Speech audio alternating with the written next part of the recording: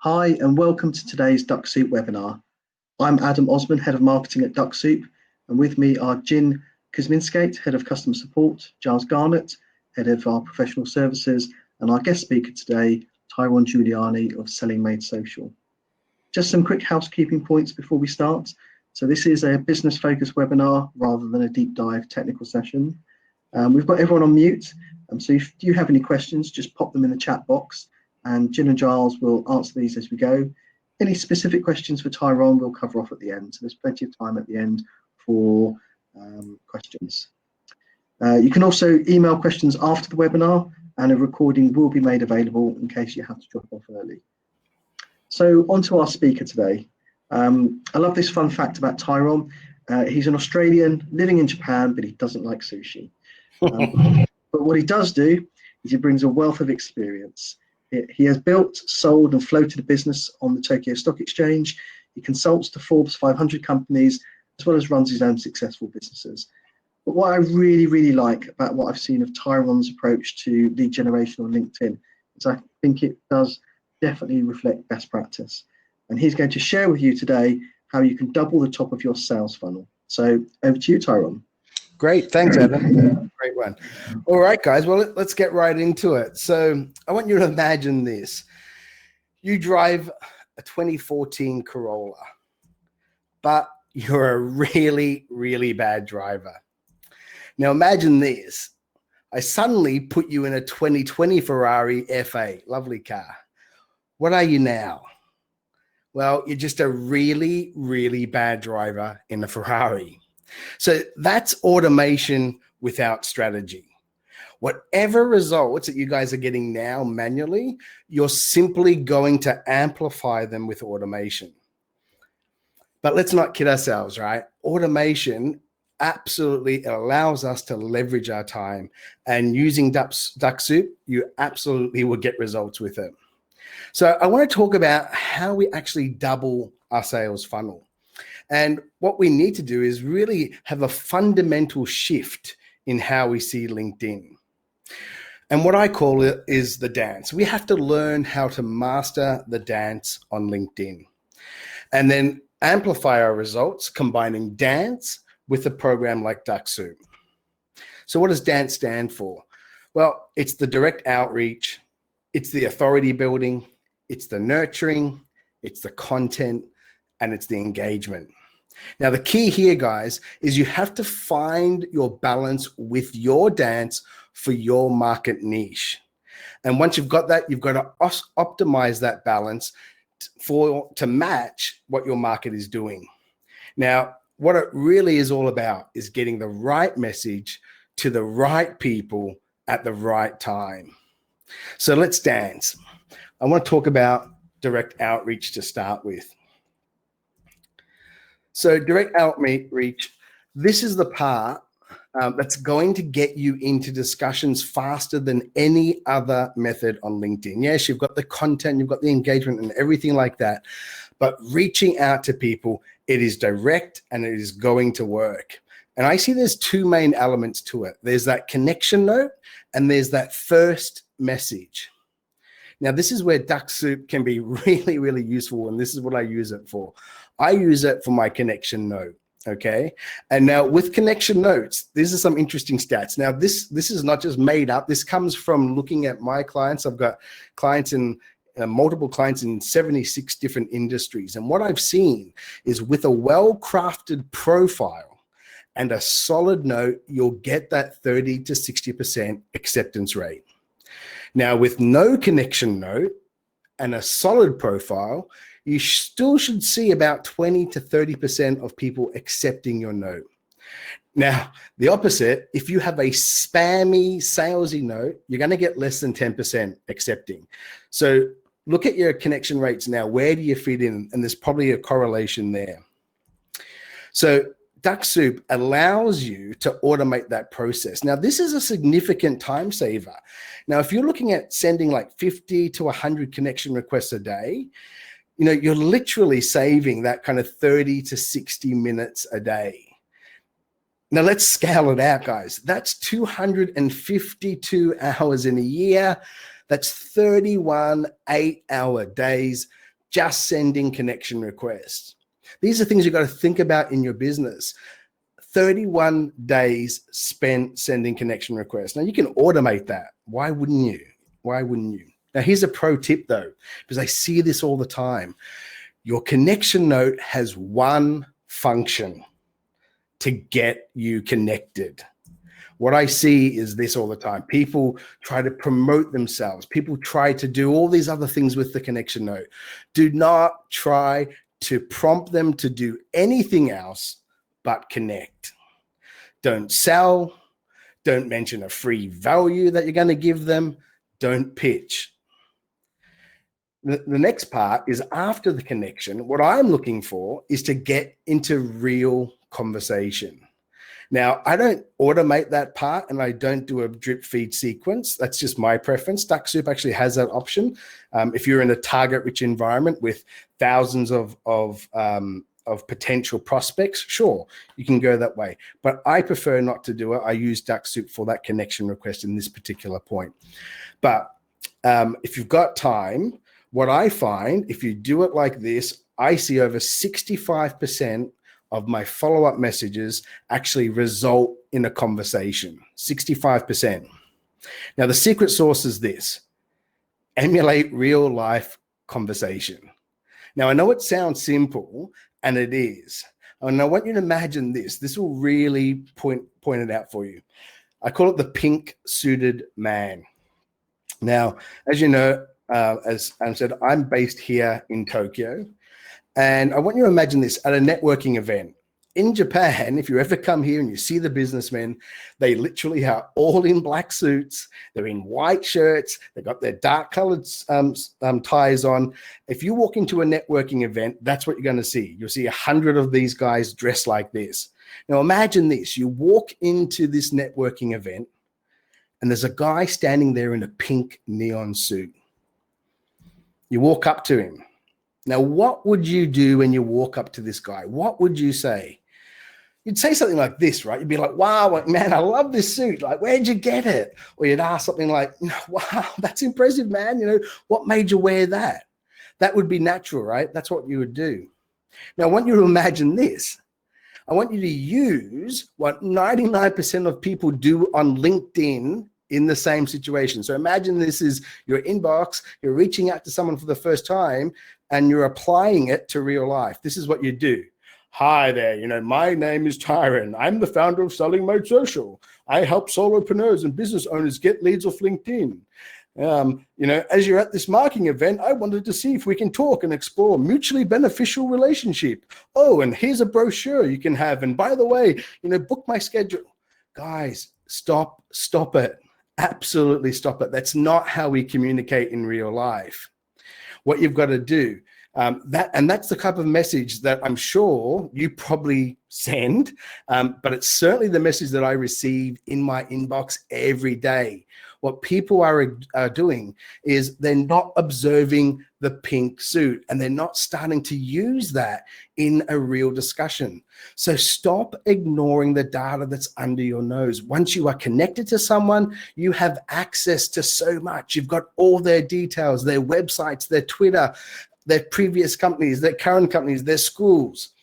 So what I want you to avoid, and this is what I coach to my clients, we use frameworks, okay? We use frameworks over templated messages. So try this inside the framework. If you're going to use a framework, it should give you the steps of how you're going to lead someone through a conversation. And I recommend this. Emulate as close as possible the way a conversation actually occurs. Think about it. When we meet people for the first time, think about conversations. It's usually short, sharp kind of questions. Their observations, their humor. It's statements about unity. Hey, I'm from this school. You're from this school. It's ego rubbing. We see someone, we talk something about them, we lift them up. It's likability. It's pattern interrupts. We may use some humor. It's unfinished loops. We may tell a story and kind of leave it open for them. But use the way that we speak in real life when we reach out to people. Okay, so the framework, and you should follow this, but it's not limited to this, but this is where I find the best frameworks. This is how, when I reach out and I start this first conversation after the connected, I follow this process. I establish that rapport. Now, there's a few little tactics that I reserve for my coaching clients, but I use some pattern interrupts. I use some imagery. I ask some irresistible questions. I then move through discovery of the problem. And I'm asking assumptive questions. At the same time, I'm determining, are they a fit for me? You know, is it someone that I kind of would want to work with? Are they serious about solving that kind of problem? I then reveal that there is a solution to the problems that they've been talking about. And this creates an opportunity for them to ask me about the solution. And then lastly, I'm initiating a transition off LinkedIn. So every conversation I go into, I have a specific framework. I don't have templates. I have a series of steps that I take people through a very natural conversation with, and it gets them out the other end. Now, remember, your goal, have real discussions. And guys, this is a pro tip. Use this as a filter. If you wouldn't say it in real life with the person in front of you, with what you know about them, what your relationship is, don't type it in Messenger. It's as simple as that. Apply that filter to your communication. If you wouldn't say it in real life, don't say it in Messenger. I want to go on to the A in dance, which is authority. So the way you are using the profile on LinkedIn is likely wrong. And I would say I could wager a bet that probably 99% of you have it wrong. 99% of you are using a resume. You have a resume format. Now, I want to ask you this question. What's a resume used for? Getting a job. What are you trying to use LinkedIn for? You're trying to get clients. So you're using the wrong tool for the job at hand. Now, why is this important? Well, it actually has significant impact on acceptance rates, on message conversion. So what I want you to do, it's now time, ditch the resume. You've got to start seeing LinkedIn as media space, and you're going to use that media space to create a different form of media. What you're going to do is you're going to use those experience sections on your profile like a mini website or a landing page. So no one cares what you did 5 or 10 years ago, right? They only start to care when they know what you can do for them. So on your page, this is what I recommend. You should be highlighting the key services you provide. You've got to be showcasing expertise through your client success stories. Make your clients the heroes, not you. That's what a resume does. It's all about you. Make your clients the success story, right? Tell them who you solve the problem for, what results they can expect, how you get results for them. Put in social proof elements. Don't just leave it to the bottom where you have those recommendations. Bring them up into the profile. This is an example of what I mean by a mini site or a landing page. These are experience sections of some of my clients' profiles. As you can see, it's broken up where each section is actually talking about the key service. So on the left with higher vertical, he solves small, medium enterprise business recruiting. His next service he's showing, he does candidate pipeline development. The next one, he has an interview process and strategy. Then he's got a few other sections. On the right-hand side, this is a part of a section of one of my other clients. She's an executive coach. As you can see, we use these subtitles. Here's what I do, key areas. She has a career transition coach. She's an interview coach, and then she has a call to action. So what we do is we use the experience sections to highlight what we're about, what we do, not what we've done in the past. This is another example of a part of the experience section of one of my clients. He does lead generation for law firms. So again, his mission, how it's done. And then the next experience talks about a key service, which is the Google Ads Management for law firms. And then the next section talks about his custom landing pages and mini sites that he does. So it's not talking about, I worked here for 10 years, I did that. He is showcasing, like a website, what his key services are. So these are some design elements I want you to consider. Emulate online publications. And what I mean by that, use chunk size bits of text. Don't have these large paragraphs. No one wants to read large paragraphs. Heavy on the subtitling. So in the experience sections, you want to guide them. This is what we do. This is how we do it. This is what you can expect. So you've got to think, online publications today, they use a lot of bullet points. They use these, little chunks of bite-sized text, and there's a hierarchy of importance. So what I mean by that your profile, you're going to funnel people down, because when people land on the profile, what do? They scroll down. So you've got to start seeing this as one of those like online, one-page websites where you scroll down, down, down, down, down. And of course, the most important stuff tends to be at the top.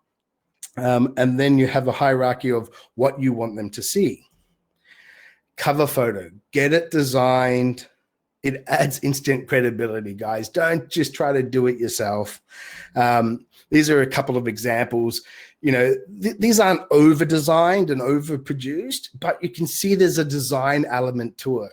And instantly you can see what this person's about. Like the top person, he does luxury. He's got luxury, innovate, and next level. So hotel website design, hotel digital marketing, guest well-being. There is 3 key services. Just by his online, his cover photo, you can see instantly what he's about. Then one of my next clients, pharmaceutical, medical device recruiting, Japan, APAC. APAC is Asia Pacific.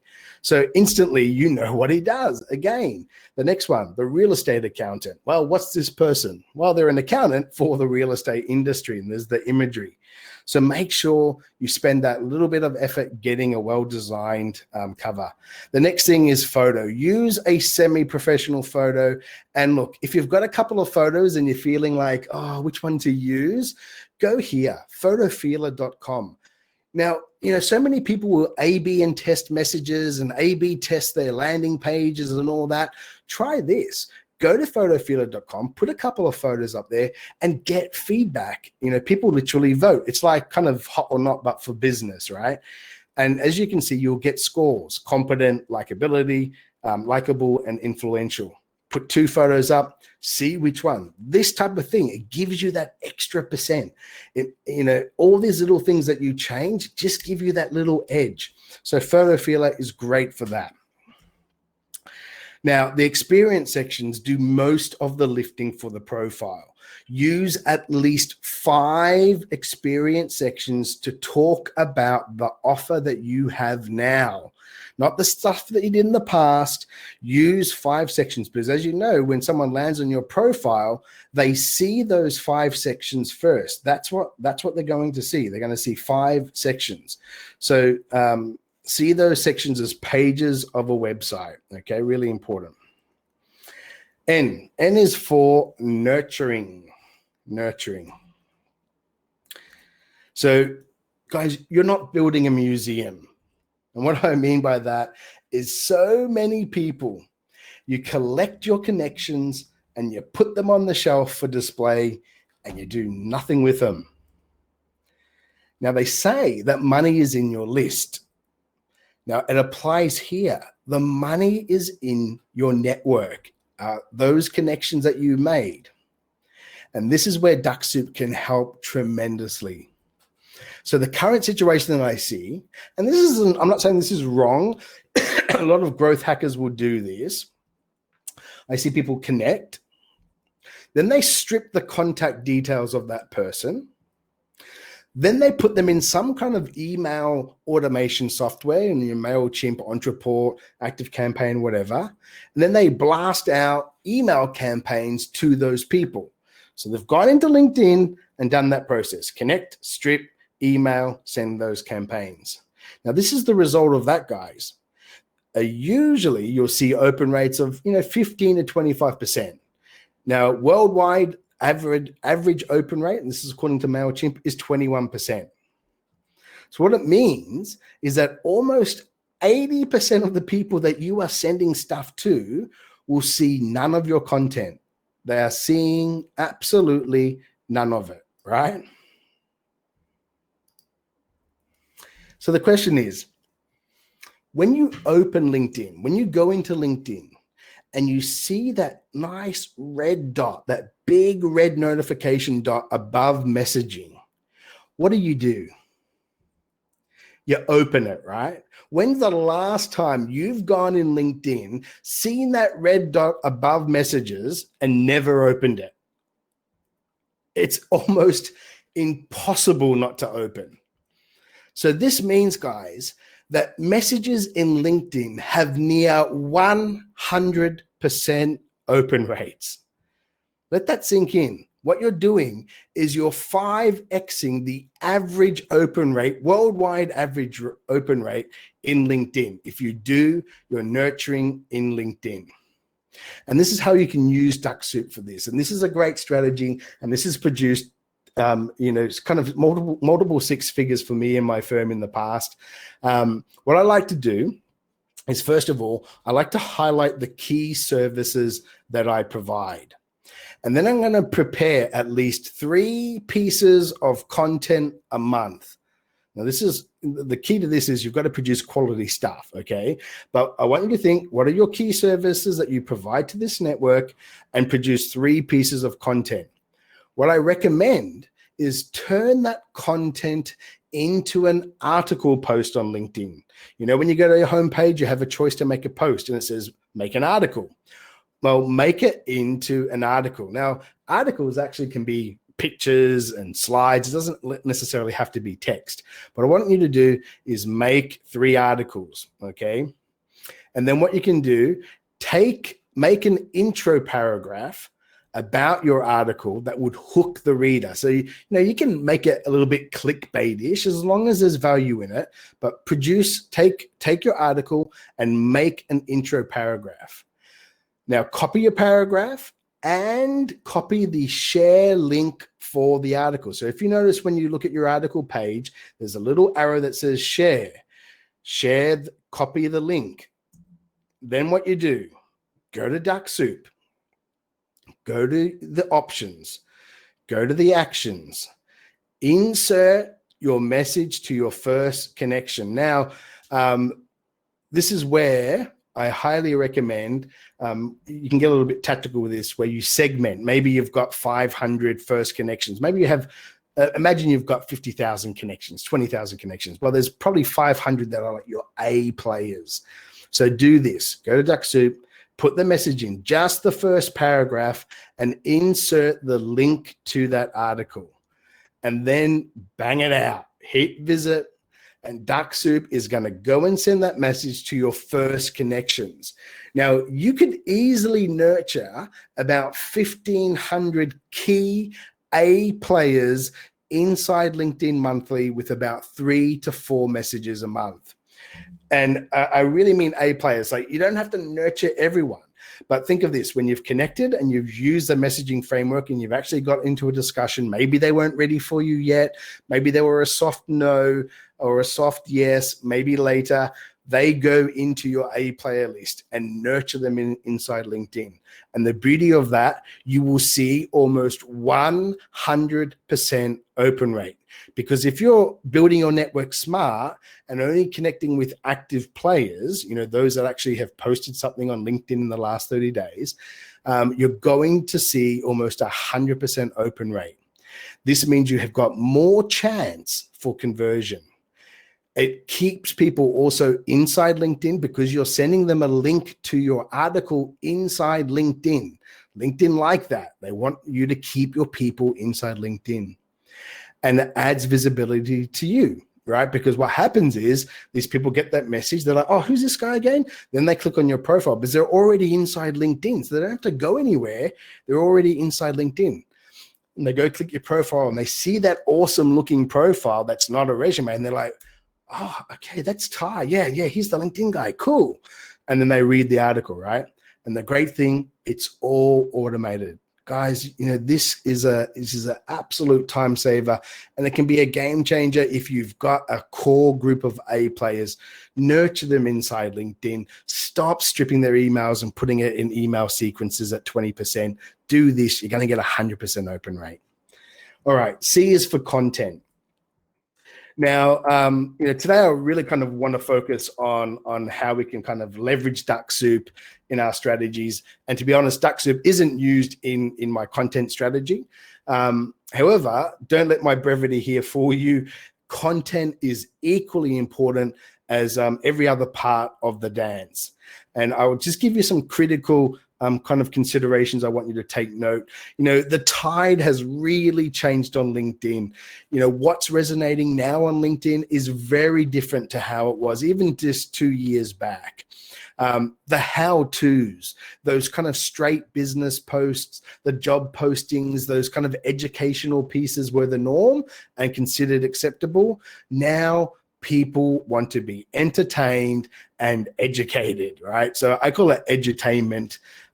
They just want they want the platform to be engaging for them. So for many people, it's becoming their main social network site, right? So they want to know you, they want to know what you stand for, who you stand for.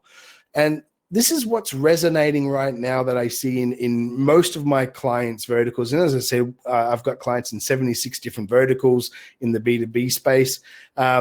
You've got to be a storyteller. Yeah. Reflect on your own experiences. Share more personal learnings and be real. And what I mean by this is if there's a learning point that you want to make, don't just make it dry and like, these are the top 5 reasons you should blah, blah, blah. Tell a story, right? Tell a story. Start at the height of that story. Like, my client fired me. And people are like, oh, wonder what happened here. And then you can tell that story. I went to work one day, I got an email, my client fired me. It's because I'd stuffed up A, B, C, D. Hey, don't do that on LinkedIn. That's the type of approach that you should start to take. People want to be entertained. If they're there on LinkedIn, they're not there just to be bored. They want to stay there and actually learn stuff, but also at the same time feel like, oh, this is fun. I know this person now.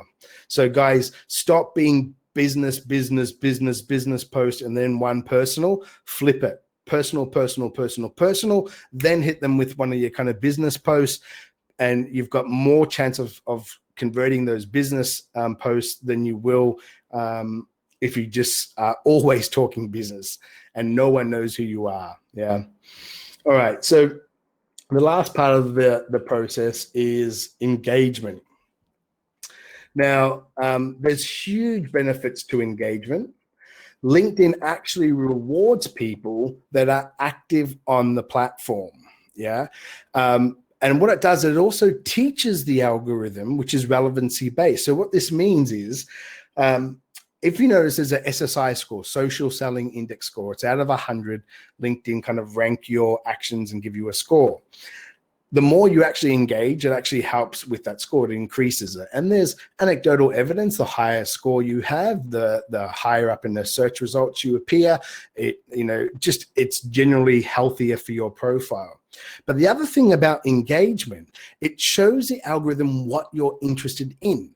It also shows the algorithm what kind of people that you want to be served and what kind of news that they should show you. So the more activity you do, the better targeted prospect and the visibility that you have. And I just want to make really clear about this, because what you'll notice, guys, is if you go and do a search on LinkedIn and I do a search on LinkedIn and we're sitting together, say we search the word for brand manager. Maybe we want to have a brand manager. We want to pitch some service to them.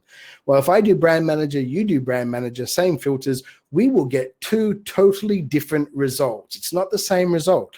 Our search results will be based on our relevancy. It will throw us search results that are based on the kind of people we're engaging, what we're showing LinkedIn.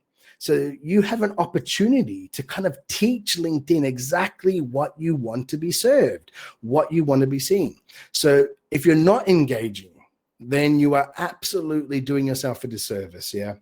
So engagement, as I see it, you've got three things, of course: likes, shares, and comments. Now, comments are by far the most powerful thing on LinkedIn above the other two.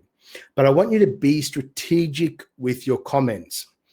Engage with those that are these three things: your ideal client prospects, or they are influencers or micro influencers. I'm not talking about like the Gary V's and all those kind of guys, but people that have a decent network within your industry niche. So engage with those influencers that serve the same prospect audience as you, or engage with people that are active users that discuss topics that you have expertise in. Okay, so these are the three kind of people that you should engage in, because time is precious. So stop engaging and commenting without purpose. You're just wasting your time. And this is important, guys, because if you are going to make a workflow process and spend an hour or so on LinkedIn, like everything you do, you should be thinking, is this getting me closer to revenue events? Is this building my authority? Is it getting me into conversation with my prospects? Or is it going to drive people to me? If it's not, just stop it, right? So this is a pro tip. I get my clients to do a strategy. We call it the micro engagement lists. And what I do is I get them to make a list of topics that you have expertise in.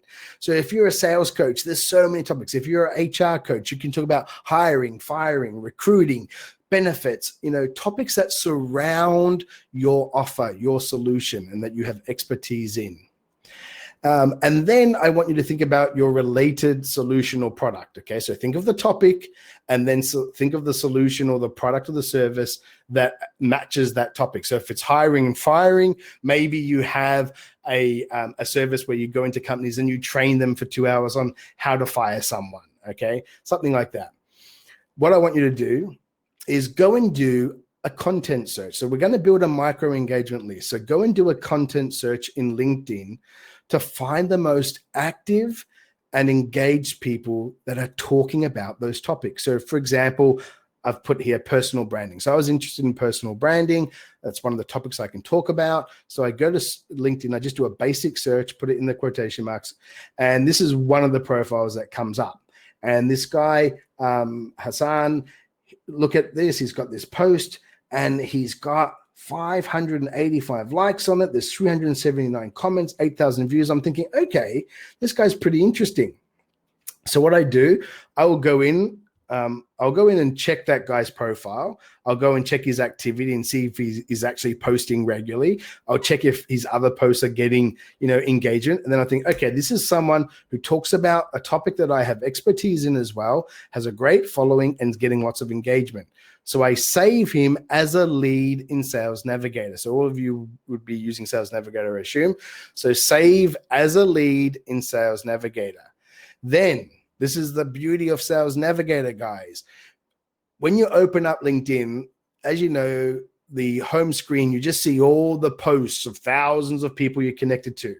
Well, what you should do instead, to avoid getting sucked into that spiral, go to your Sales Navigator, go to the homepage, and then lead shares. Filter by lead shares. So you're only going to see posts by people that you have saved as leads. Remember, these are people that are talking about content and are talking about services or are talking about topics that you are an expert in. They have a good network of people. They're engaging. These are the kind of people. Then what you should do is comment on at least 10 lead shares a day. And I remember maybe last year or the year before, Gary Vee came out and he said, I've got this amazing strategy. I think he called it the $1.80 strategy, whatever. It's like, yeah, Gary, 5 years old, dude. This type of thing, though, is awesome because what you can do with these comments, you can make observations. You can make statements of fact. You can stack on their profile. You're not, you're not hijacking their post, you're stacking on it. And if you're doing it with the same people over and over again, those people start to see you. And the good thing about it, it teaches the algorithm what to serve you more of, right? If you're dealing with these kind of people, these kind of content, that's what you're going to see more of. And as I said, you kind of ethically hijack that influencer's audience, because what happens is you will actually become known to that influence and they are likely to engage on you. In fact, if you do it to the same person, I have a strategy for this that we run, it's like 87% of the time they will absolutely either reach out to you or they'll engage with you. And once you've got that, it's game on, because what's happening is their network is seeing your comments at the top of, if that influencer is engaging, you'll see the comments actually are sorted by relevancy. So if you're getting into a discussion and commenting back and forth with the creator of that post, your relevancy is going up. And his network is thinking, wow, if Tom likes Ty, I should go look at Ty. And then they go to your profile. Then they see that amazing looking profile. They're like, man, how does he do that? Then they connect with me. Then I hit him with my framework. They're thinking, well, no one speaks to me like this. So as you see, guys, it's a bit of a dance. All these other elements, they help convert. So it also helps to establish yourself as a thought leader, because again, you're talking only about those topics that are of interest to you, that you have expertise in. You've got limited time. Don't get on there fighting about, COVID-19 or environmental change or things like that. Go in there to move your needle forward and get you closer to revenue events. So that's the thing, the new relevant audience will visit your page and they will connect, absolutely guaranteed.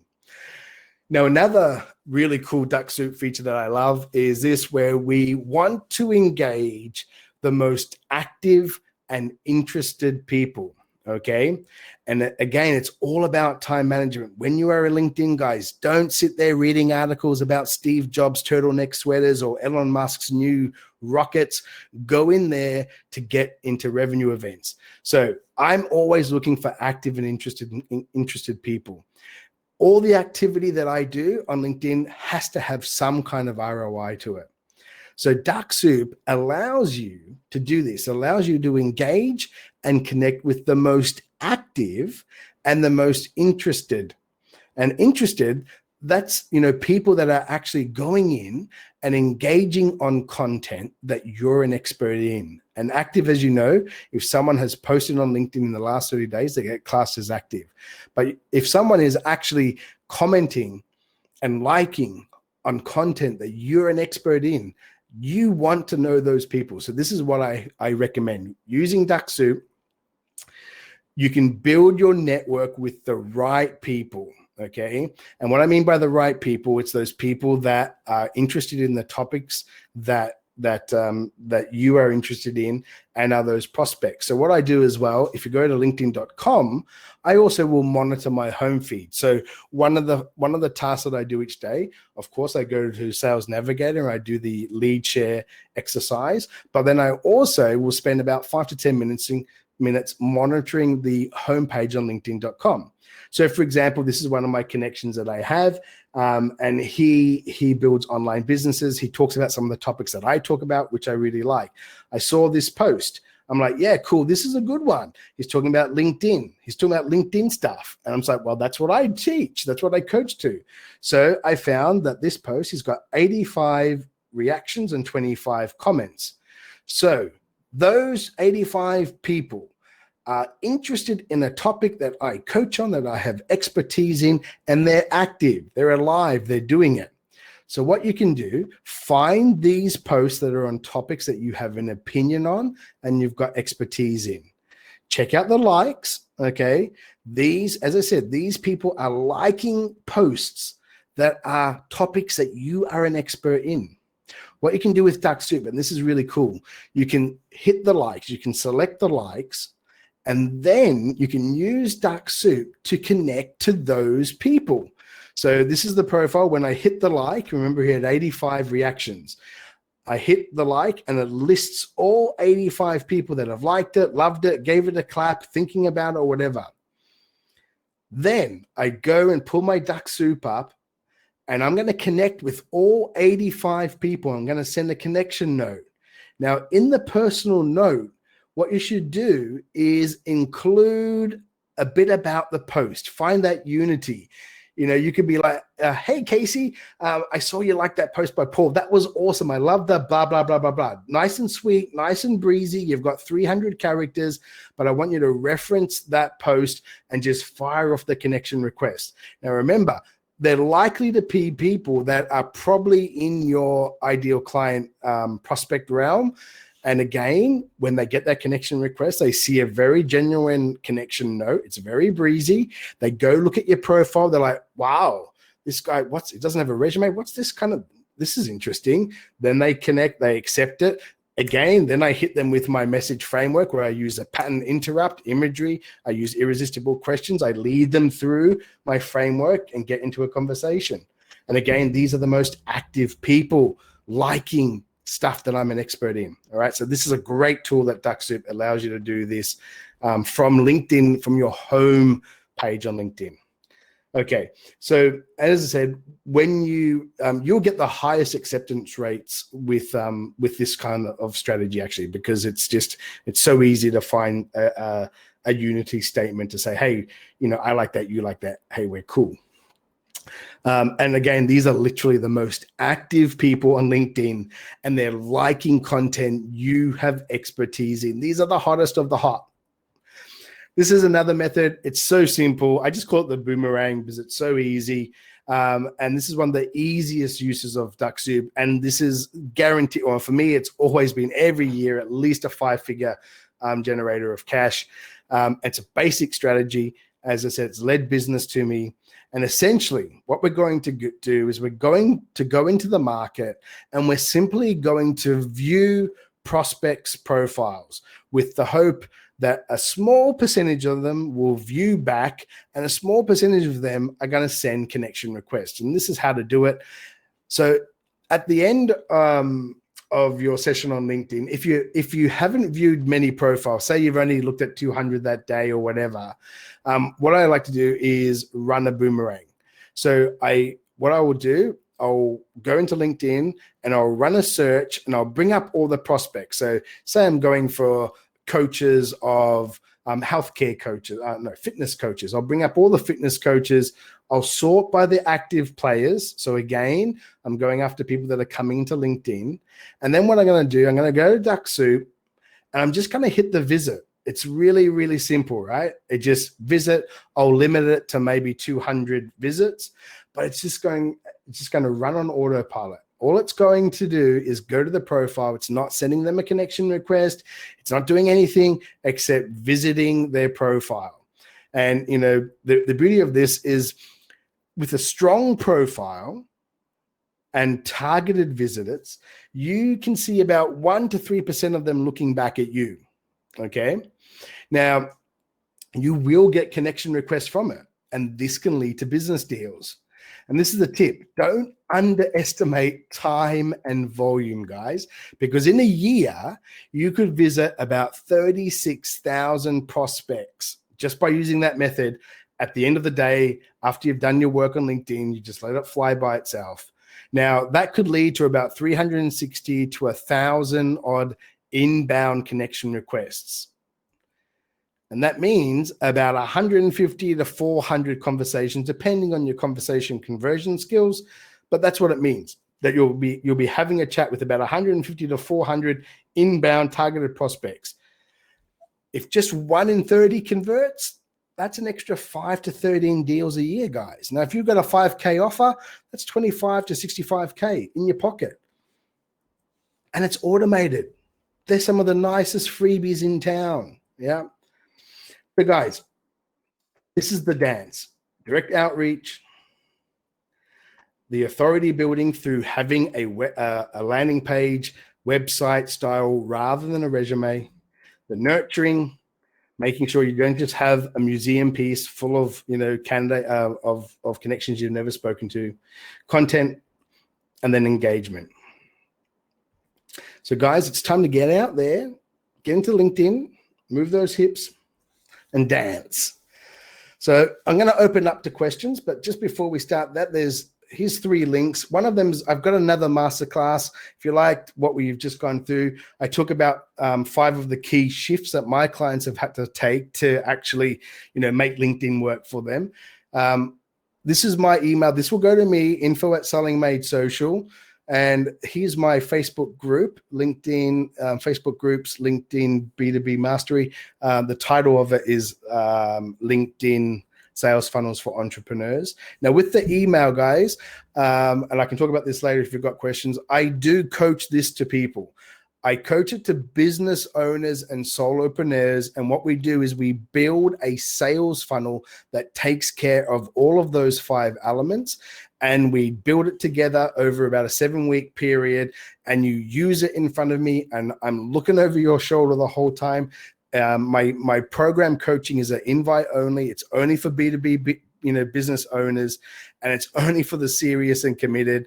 And what I like to see, the type of people that come in, you already know how to do business. You've already been selling, but you just haven't capitalized on LinkedIn.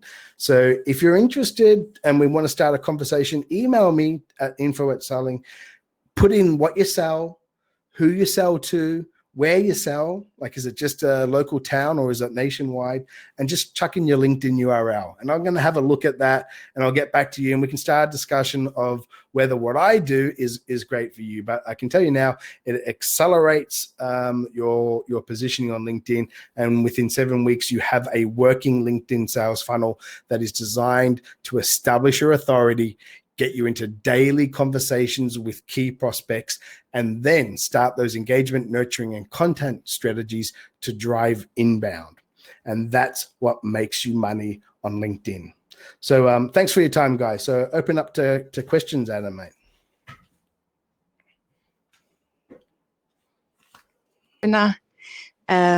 It was very helpful, a lot of good feedback. So the first question would be, a person needs help setting up follow-up messages. Would you have anything you could advise for follow-ups? Yeah, I mean, follow-up messaging, guys, this is the thing. Once you've connected with someone, you've got a choice. You can either use Dux-Soup has the Turbo. Dux-Soup Turbo has the feature where you can preset messages. And I see a lot of people, they'll do like a message a day for 5 days or 6 days. That's fine. I personally don't do that because I find all the work I try to do, Dux-Soup for me, what I see it as leveraging transactional activity. So stuff where I really don't have to do much thinking, I use Dux-Soup to leverage my time, because the message, once I connect with someone, that message, that first message is critical. That will make or break your whole funnel on LinkedIn, right? And so with any kind of follow-up message, I'm going through that process. I will use a pattern interrupt to grab their attention. A few techniques, I'll be using some kind of imagery. I'll ask irresistible questions where they can't help but answer me. And it can be a yes or no, but generally they want to give more information. I then make assumptive questions about, I'm looking at you now and I see this kind of, you remind me of Tom, one of my other clients, and he had this kind of problem. And, they're like, yeah, that's something we're trying to work on. And then I'm leading them to that. Well, there's a solution for that. And then I'm getting them to ask me, and then I'm transitioning them off LinkedIn. So I always use the same framework. And if you end up watching my masterclass or you come into my group, you'll see, the kind of prospects, when my clients have reached out to prospects, people say like, literally one guy made a video about my client's outreach and posted it on LinkedIn saying, wow, no one's spoken to me like this. And then look at her profile. It's amazing. That's what we want. So the best thing with your follow-up, I find, if you've got that time, if this is a primary channel for you and you're not just sending out 1,000 requests every 2 days and going for 5%, 10% connection, 5% acceptance, 1% make action. If you're actually trying to build your authority, if you're actually trying to be a thought leader in your space and attract people to you, the best thing you can do, emulate real life conversation. And when you have those kind of frameworks, it just converts so much better because it's not coming across as salesy and spammy. It's coming across as consultative. It's coming across as problem centric, and it's all effective because when you start that conversation with someone, you know what they're doing. They're going back to your profile. Like, who's this guy? Let me have a check. And they see a profile that doesn't look like anyone else's. They see this kind of landing page like, oh, wow, that's what they're about. Then they might check on your activity and like, man, this guy posts a lot and he engages with a lot of people. Right. Then they come back to the message box and they engage with you. So you've got to start seeing LinkedIn as a dance. All of these elements support each other to convert that conversation at the highest rate. That conversation is critical for success on LinkedIn. So that's my advice there, guys. Emulate real life, have a framework, stick to it, emulate real life conversation structure. Is there any benefit in applying some or any of what you're talking about to your business page versus personal page? So if you've followed LinkedIn, I've been on LinkedIn since April 2004. And you've got to remember, for a long time on the business page, they had that big follow page, right, where people could actually follow your business page. Then for many years, it disappeared. They took it away, and it was up in the right-hand corner, the 3 little epsilon dots. You had to click on that and then follow. And what it did was it kind of killed business pages, right? It killed business pages. Now, business pages, I think, are very handy, mainly for kind of mid-sized companies, or if a company owner doesn't want to be the face of their company. I don't know why they wouldn't want to be, but some people don't. Then, yes, you can have a business page and you can post to the business page, every now and then. If you're a mid-sized company, what you can do is you can put a lot of content up there that everyone can share. You can showcase your products and services. You can have jobs in there. But listen, if you're a solopreneur or a small business owner, getting people to follow your page, so all you do is replicate the content you're putting on your personal profile page, it's kind of pointless. And I've found that, people want to know you. People want to engage with you. And I know it's cliched, the whole B2B is really people to people, but there's truth in it. So a faceless business page posting like, here are the 5 things you should, it's just boring. As I said, the personal page, it's you, it's your personality. You can drive stories, storytell, you can showcase you on the page. And as a solopreneur or a small business owner, generally you're the one that's going to be doing the deal making. Right? So put yourself out there. Now, it doesn't mean like totally ignore your business page, but if I was going to put 95 units of activity out of 100, I'd do it all through the personal page. And the business page, when I think about it, I'm like, oh, I should post something out of there. But I have rarely, what happens is when someone looks at a profile, and I did testing on this with 27 consultants here in Tokyo, I looked at how people viewed profiles. And what they tend to do, they land on the profile, they go top left, they go to the profile photo, they go to the title, then they scroll down. They don't always open the about section. So if you think, oh, my profile looks great because I've got this beautiful about section, half of people don't even open the about section. They'll look at the first couple of sentences, they'll scroll down to your first 2-3 key jobs, then they'll scroll right down to the bottom of your profile. Then they'll come back up to the first the first experience section.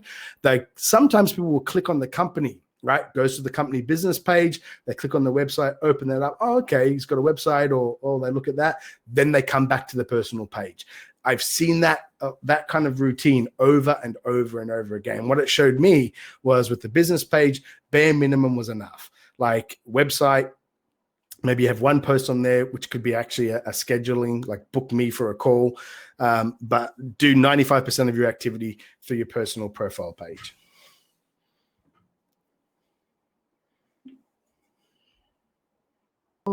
Another question would be transition to offline. What would you recommend? And along that question, there was how long do you spend daily on LinkedIn? Mm-hmm.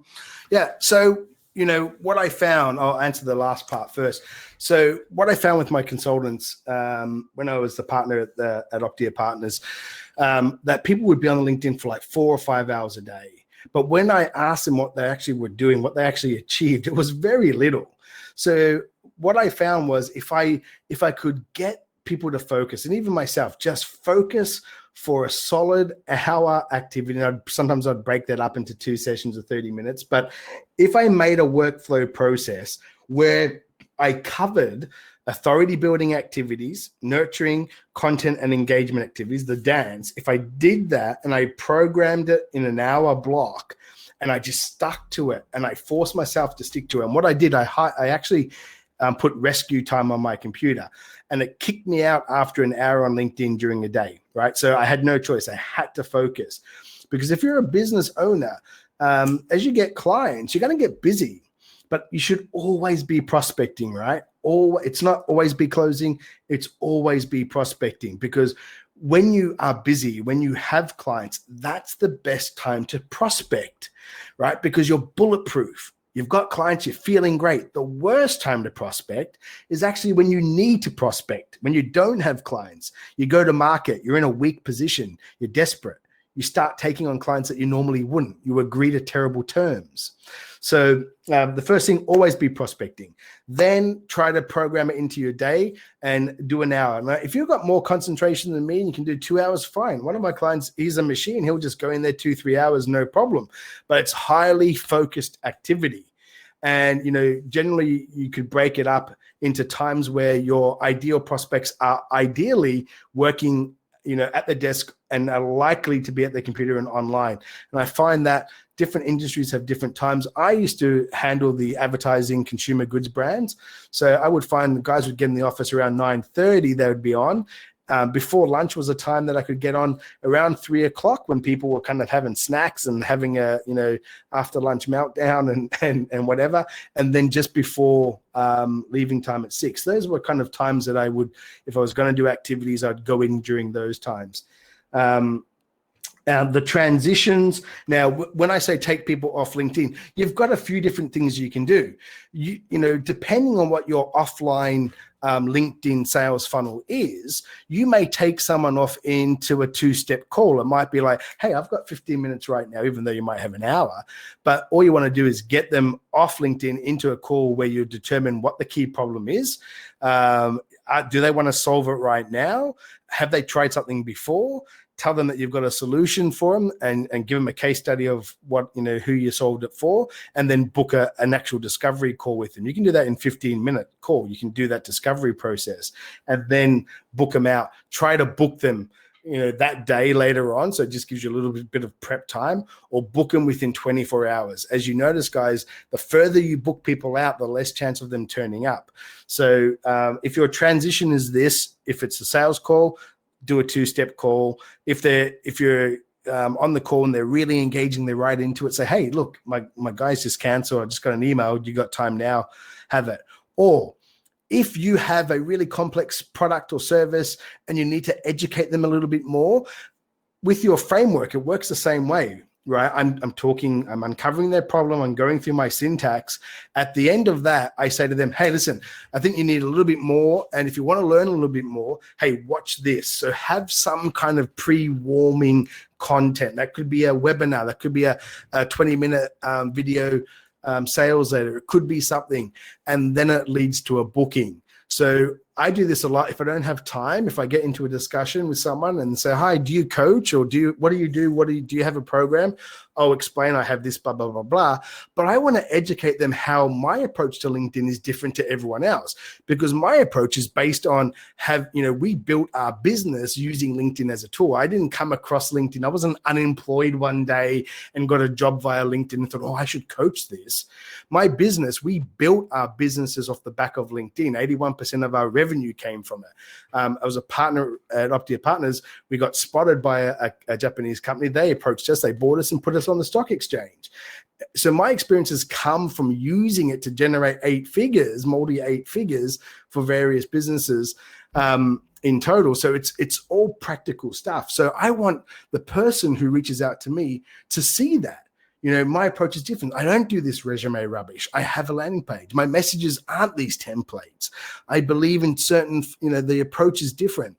So my warming mechanism, rather than saying go into a sales call, I'll say, hey, go watch this and then come back. And that will screen people out. If they watch it and they think, that guy's full of it, I'm not interested in it, fine. But if it warms them up, they're like, yeah, this makes even more sense. They'll book a call. So they're your options when you transition people off, either directly into a sales call or put them into some kind of warming mechanism, some kind of warming product content that then gets them to book automatically as well. So that's some tips for you there. Yes, another question would be, what do you do with your profile if you work in more than one business with different audiences? So, and this is a question that happens a lot with some of my clients. Some of them are entrepreneurs that truly have, multiple kind of services. And what I do with those clients is we frame them as that entrepreneur. We're pushing them as that kind of serial entrepreneur.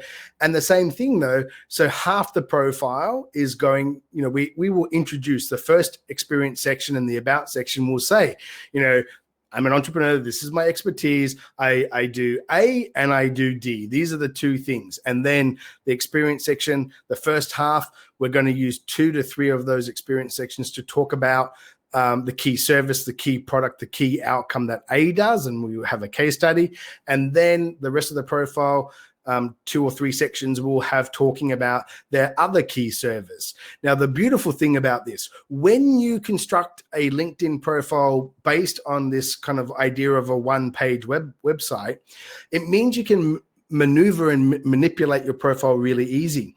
As you notice, if you go to your LinkedIn now and you look at your experience section and you hover the arrow over to the right-hand side of the experience section, you'll see a little set of lines, 3 or 4 lines.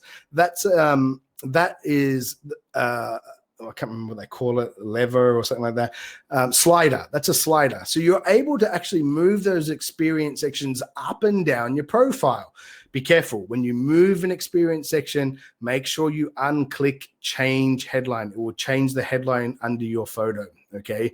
So when you move experience section, it changes the headline under your photo. So make sure you unclick that. But what you can do, if you're spending a week prospecting for one business, what you should do is move those 3 experience sections that are about that business, move them up to the top of the profile, move the other job, the other product or service down below those ones. And then after a week of prospecting for that business and you go for your other business, maneuver the profile and just move those 3 experience sections to the top. So that way people see that first. And when you tap on the shoulders of the people that are your ideal prospects, that's what they're going to see first. And it makes sense, right? So don't make it complicated. Don't have that at the bottom of your profile. You start reaching out to A people and actually you're showing your D service. So that's how to reconcile that if you've got multiple kind of offerings. From Rick. My client buyers are the top executives in mid and large size corporations. 25% will connect but don't engage much on LinkedIn. They're just too busy for messenger back and forth. Would you suggest a more direct sales approach with this crowd? No. So I find that when it is a business owner talking to another business owner, and if you go and do any research on me, my clients were Fortune 500s, okay? And I would deal with the CEOs of my clients. People will pay attention when you have a solution that they need and when you are positioned as that kind of expert. I dare say that the person, when they're reaching out, their messages are like this. Hi, my name's Ty. I want to connect for mutual benefit. I offer this. You should, if you have this problem, book a call. Guarantee you, when you change up your framework and you actually use a conversation-based framework, you get much higher conversions. Business owners, this is the big thing, guys. I quickly realized when I started working with the type of clients that I worked with that so many people were afraid to actually do outreach to them because they thought exactly that. Oh, they're too busy. They don't have time. No, they didn't have time for spammy, salesy notes, and they knew what was coming. They didn't have time for people that weren't clearly displaying that they had expertise, that they had credibility in their space. These people are checking you out on LinkedIn. They're checking out your messaging. So don't buy into the fact that someone's too busy. I've got clients that deal with lawyers. I've got clients that do political lobbying. I've got clients that will go after billionaires and VCs and hedge funds. People respond when you have the right profile with the right message to the right person at the right time. People will respond. the question, how to go about if you are a recruiter and you serve candidates as well as clients. Do you have any thoughts on this? Like, what strategy, what is the dance for recruitment? And also, Absolutely. what kind of connection message would you consider to be too salesy or in mail? Yeah. So recruiters, you know, this is the bizarre thing. Recruiters. So LinkedIn was created really initially as that kind of, you know, networking and job platform site, and people were using it to get jobs, and recruiters kind of flooded it. There's actually not as many recruiters on LinkedIn as everyone thinks. It's like, it feels like there's, you know, one around every corner, but there's not. But recruiters are notoriously bad on LinkedIn because they actually, all the stuff that they put out there tends to be dry, boring stuff, horrible job descriptions, bad stuff about their clients. They don't participate in conversations. They don't engage. They do none of the dance. There's a guy who's currently really exploded on LinkedIn and is actually changing his business model because he's a UK recruiter. I think Paul Gafferty or something like that. And he wrote an article, he does a lot of video stuff, and, you know, it drives business. He's very heavy on the content side. So recruiters are really bad. Their profiles suck. Again, they use resumes. What you should be doing, and I've got a number of recruiter-based clients, and one of them was on that slide, where what you can do, you can break your profile up into, again, the key services. So the first experience section I would be saying, this is my expertise. I offer services to, you know, candidates, and I offer services to client, and I offer a retained service. So 3 experience section. Next experience section would be, you know, candidate experience, and I would put, this is what you can expect when you work with me. This is how I work with you. This is what I do. And I would be highlighting that I understand their key pain points, and I understand, you know, what it is to get screwed over by a recruiter. So I'm addressing that. I put social proof. Then the next experience section will be, you know, this is for clients. This is my process. This is how I do it. This is what you can expect. Then I might have one section that's the retained stuff. So again, this is how I do it. This is what you can expect. This is what others say. Then I would have one case study for candidates, one case study for clients, where I would showcase, this was the candidate's key problems. This is what he wanted. This is what the plan was. This is what we achieved. This is what he said. And the same thing for a client. This was their key problem. This is what our plan was. This is what we executed. This is the outcome. This is what they said.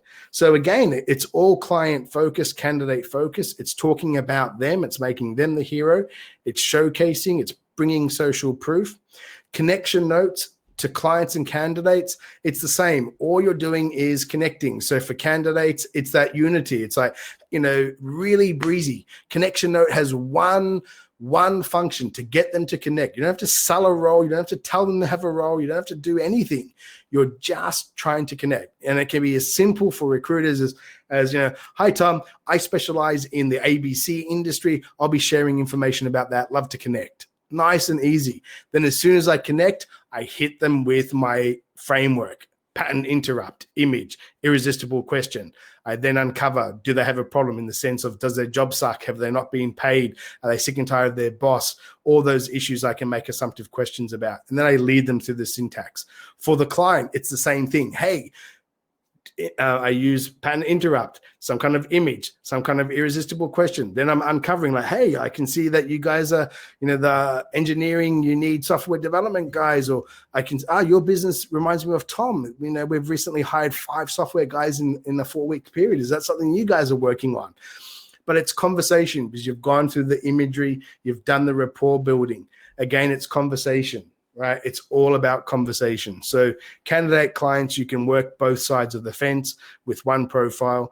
You've just got to come at it differently, and you've got to start putting yourself out there, engaging on industry posts. Find those leaders in the industry that you recruit on. It can be the candidates or the clients. When they're talking, you're stacking, you're engaging on their content. Maybe, you know, people that are following them are other engineers or other clients. They're going to see you. A lot of recruiters just don't do that part. They just think, oh, it's not effective. It drives business. 81% of our revenue came off LinkedIn organically, and that was our recruitment firm in Tokyo, the hardest recruiting market in the world. Yeah. So absolutely, recruiters are just not using it properly. There's so much potential for them. And the good thing when I was recruiting, my competition were just useless on it. So get in there, guys. You can get tremendous results as recruiters. Another question: how to create a physical A-list, and could you give an example of a good connection message? A physical A-list. So when I'm talking about a player, I'm assuming the person's talking about a player. So generally what I would do when I'm reaching out to prospects, and I'll do my semi-connection note, and they accept, and then I get into a conversation. Once I've got into a conversation, I'm always looking for an outcome. Either I'm going to get them onto a sales call, or I'm going to put them into my nurture list, or I'm going to block them, delete them, and get them out of my life because they're like being rude.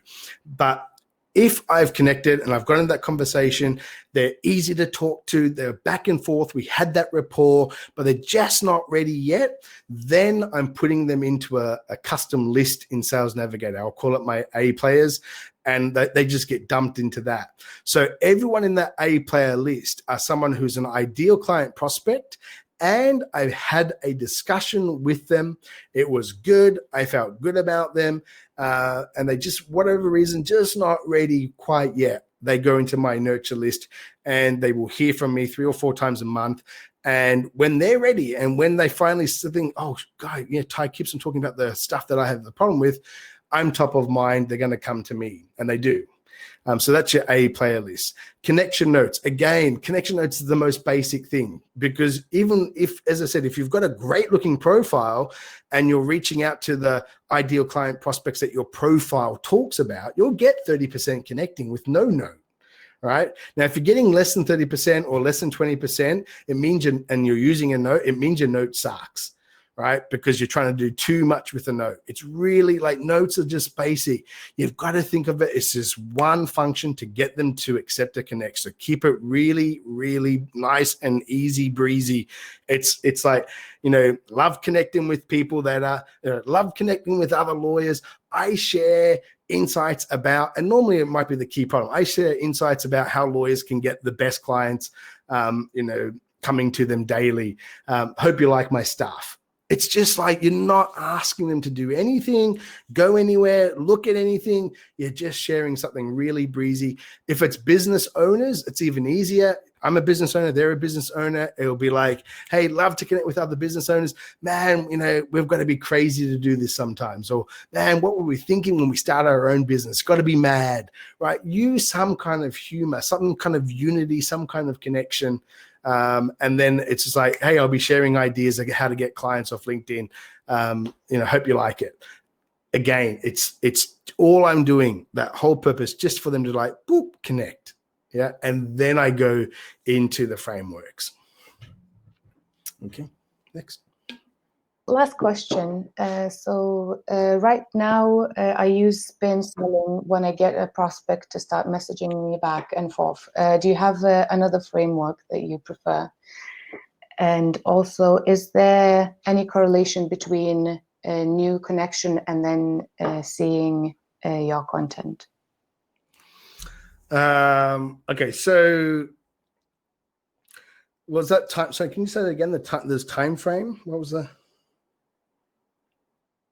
Spin selling when I get. Okay, spin selling. Uh-huh. Yeah.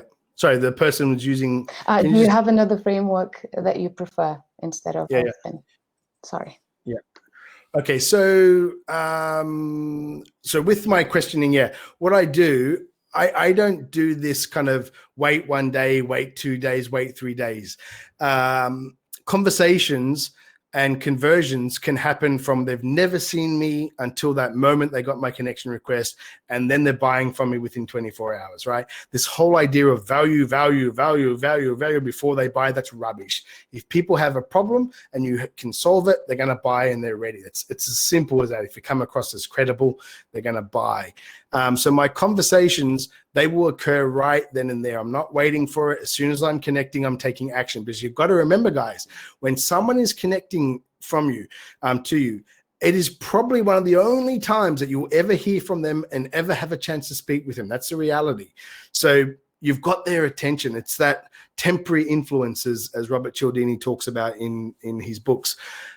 You've connected. What you've got to remember is they've likely, not everyone, but they've likely looked at your profile. They've like, oh, okay, what's this guy about? Interesting.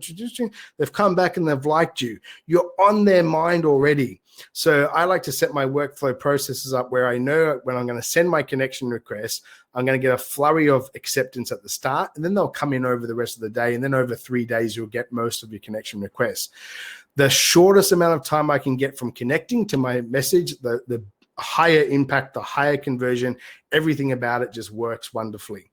So I always take action as fast as I can, and I program my day to have that time free. I'll be doing the nurturing, the content, and the engagement, but I'm looking as those connection requests come in so I can take them through my framework.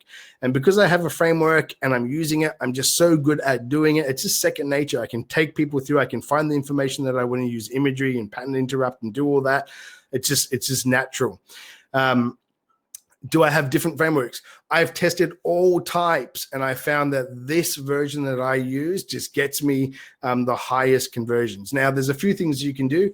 You can do video drops, right? Someone connects, you can do a video message. I found video didn't convert as well as doing kind of imagery and then irresistible questioning with other details. Simply, I found it most of the people I found that I saw found it a little bit too confronting. It's kind of like you're forcing reciprocity, right? You're giving this value and it's really good, and they've got to feel like, oh, I've got to kind of respond to this guy because he's done this video.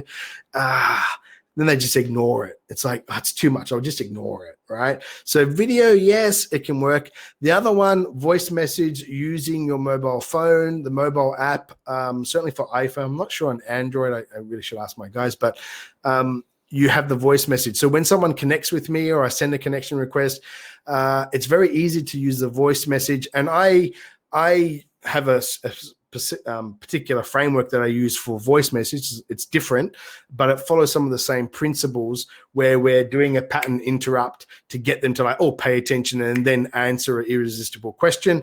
Then we take them through a very similar syntax. You've got 1 minute to get that first message out.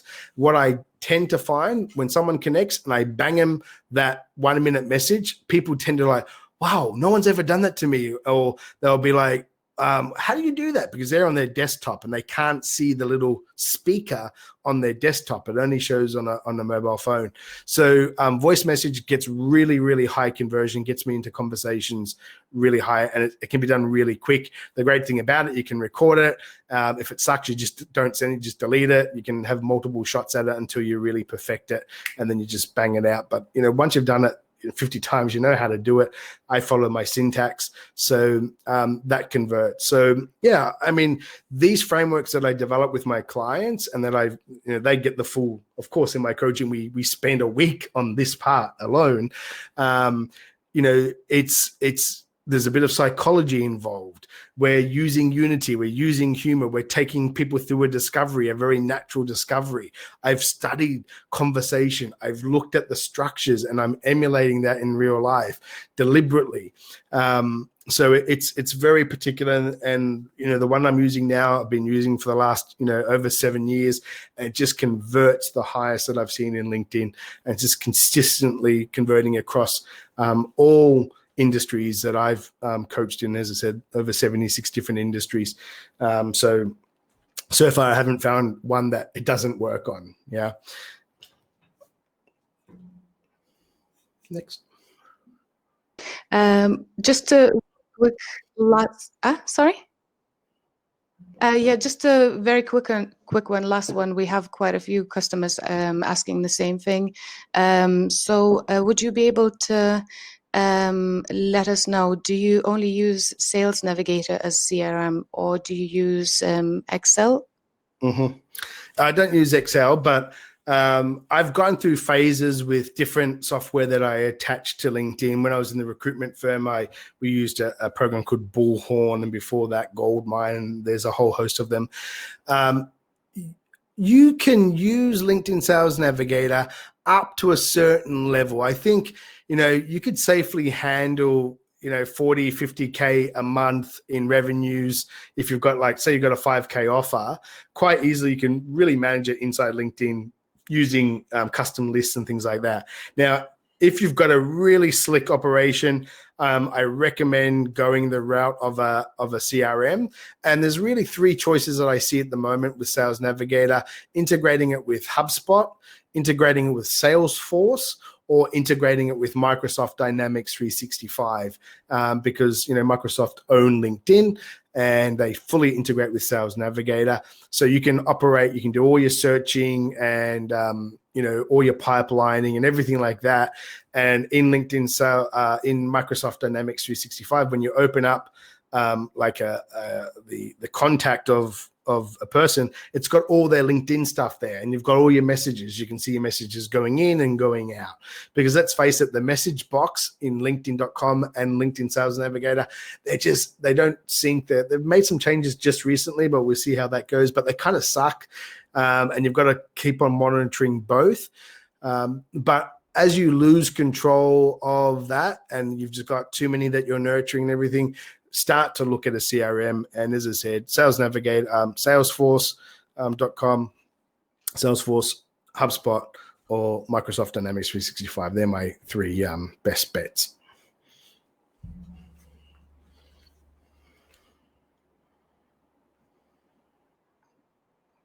Good night tonight for your time locally in Japan, and a big thank you for sharing those insights with us.